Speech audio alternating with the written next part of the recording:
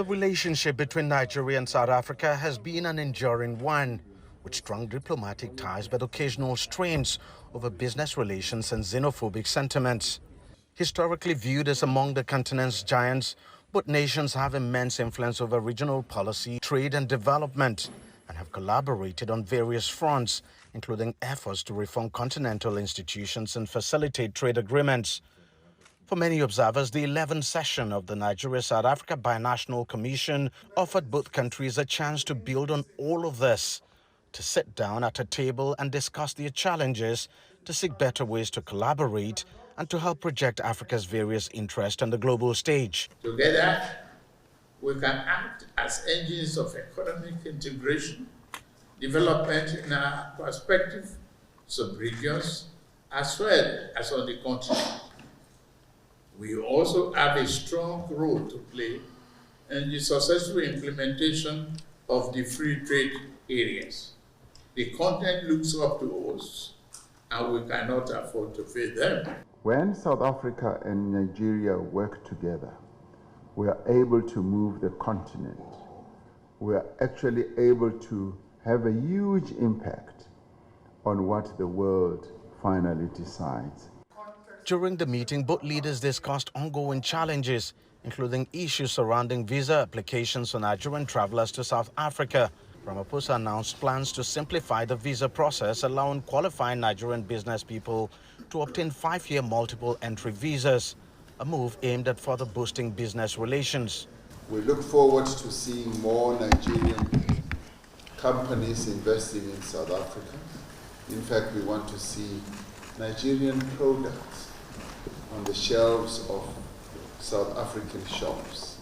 Acknowledging the importance of the continent's ever-increasing population of young people, Nigeria's president underlined the need to increase investment in their development, commending the investments of South African companies like MTN and MultiChoice in the West African country.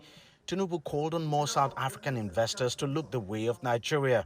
I am sure you have no better investment destination than Nigeria.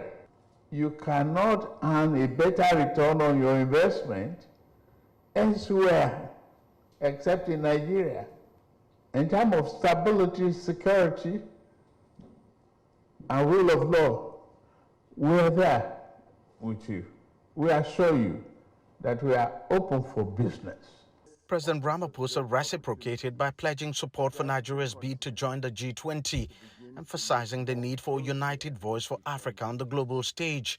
He noted that Nigeria and South Africa should collaborate on critical minerals, particularly lithium, to advance their green energy initiatives. Now, we do want businesses to support and involve themselves in these initiatives.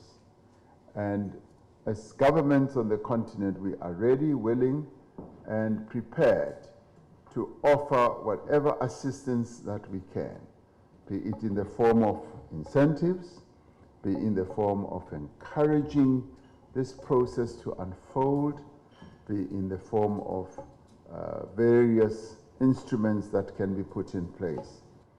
In light of recent xenophobic incidents against Nigerians in South Africa, both countries agreed to establish an early warning mechanism to monitor and prevent violence against nationals from both sides.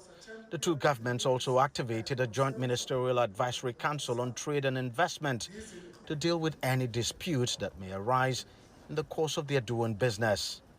DG Badimosi, CGTN, Lagos, Nigeria.